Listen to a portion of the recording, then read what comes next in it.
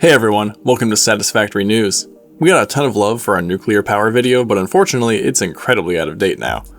We made it back in Update 2, and Update 3 changes the functionality of these completely. And hey, if you like what you see, how about you leave a like on this video? So first of all, it's going to be hard to do everything all in one place. You'll need to transport some materials at least a short distance.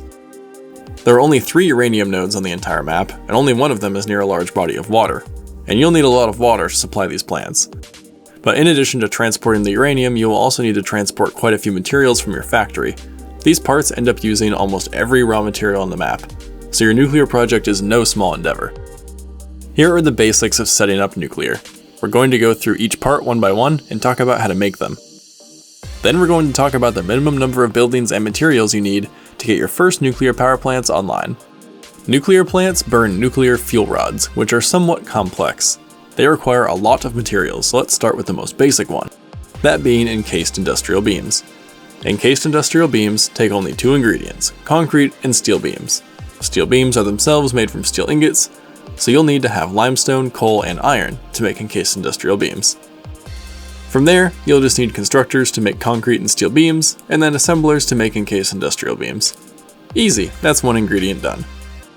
Next up is electromagnetic control rods. These just require an assembler to make, but that doesn't mean they're not complex. The first ingredient for control rods is stators. These are made in an assembler from steel pipes and wire, so we're going to need copper, iron, and coal production.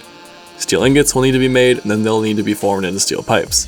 The second ingredient is AI limiters, which are similarly complex. They require copper sheets and quick wire, meaning you need to have copper and deuterium mining as well as constructors to form each of the ingots of those materials into their necessary parts. If you thought the control rods were fun, just wait until you see how encased uranium cells are made.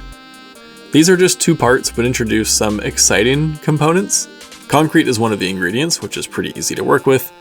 The other ingredient is uranium pellets. These are made from uranium as well as sulfuric acid, and sulfuric acid is a liquid. Fun. The uranium is fine since it's straight out of the mine, but the sulfuric acid combines water and sulfur. This means you need to mine sulfur but also run water to your factory. An interesting quirk of uranium pellets is that their production creates some sulfuric acid as a byproduct.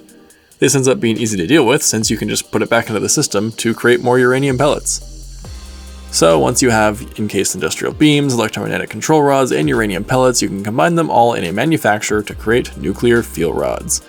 Then just funnel these into your nuclear power plant and you'll be on track to getting nuclear power. This is easily one of the most complex parts in all of Satisfactory. It requires the mining of iron, coal, copper, limestone, deuterium, sulfur, and uranium, nearly all of the raw materials in the game. While this all sounds bad, nuclear power plants really don't ask for a lot. A nuclear fuel rod will last for 5 minutes at maximum power utilization, meaning you don't need to produce very many. It only takes a manufacturer 2.5 minutes to create a fuel rod, so one manufacturer clocked at 100% can supply 2 power plants perfectly. It will create excess if you're not using 100% of your available power. So now let's work backwards and do some math to see how many buildings we need. Encased industrial beams will require only 1 assembler. The beams get created at a rate of 6 per minute, but only consumed at a rate of 1.2 per minute. Your concrete and steel beam production don't even need to be optimal, because there's plenty of overhead in this part of the supply line. You will need 2 electromagnetic control rods per minute. In an assembler, 4 will be created per minute, so at optimal speeds you'll be creating double the needed amount. We'll be operating under the assumption that we're only making as much as we need and no more. A fully supplied assembler creating stators will make 5 per minute and only 3 are required. AI limiters also create 5 per minute, but we only need 2.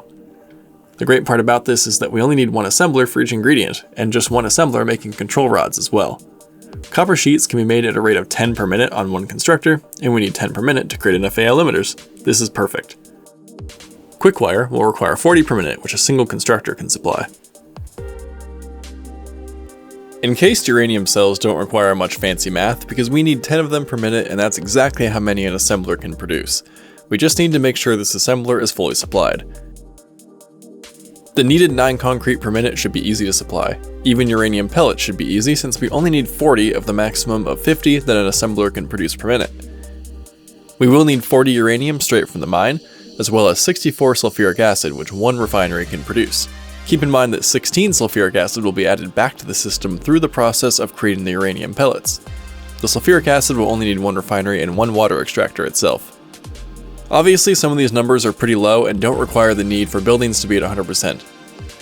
And you can save yourself the trouble and set up 2 nuclear reactors with all these machines just clocked at 100%. If you want more reactors, then increase the production of all these items. Some will support many more reactors until you need to create an additional building, but you'll need an additional manufacturer for nuclear fuel rods as soon as you go past 2 reactors. Now onto the issue of water. Each nuclear power plant requires a full pipe of water at 300 per minute. This means no splitting pipes. You will need 3 water extractors to fill 1 pipe. There's also the issue of waste. Players have come up with creative ways to dispose of nuclear waste, but the easiest way is to create a large amount of storage containers. Then never visit your nuclear plant ever again. Nuclear waste is the only item in the game other than the hub parts that can't be destroyed.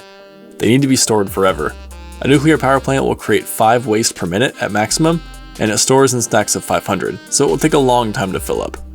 A single nuclear power plant operating at maximum capacity would take 40 hours to fill up just a single industrial storage container. So as long as you create a decently large bank of containers, you shouldn't have to worry about nuclear waste for a long time. In terms of placement, there are a lot of great coastal options that will ensure several things. You will have virtually unlimited access to water, plenty of room to create a flat concrete platform to put more nuclear plants on, and you'll be less likely to pass through your radiated regions if they're right along the coastline, rather than somewhere in the center of the map. The downside is that you will need to transport some materials pretty far, but this shouldn't be a problem for most Satisfactory players. We're not afraid to make a sky bridge or some other obscenely large structure in the name of efficiency. And that's all about nuclear power. Much like in real life, nuclear power can provide an absolute ton of power, but at the cost of it being difficult to produce the materials for.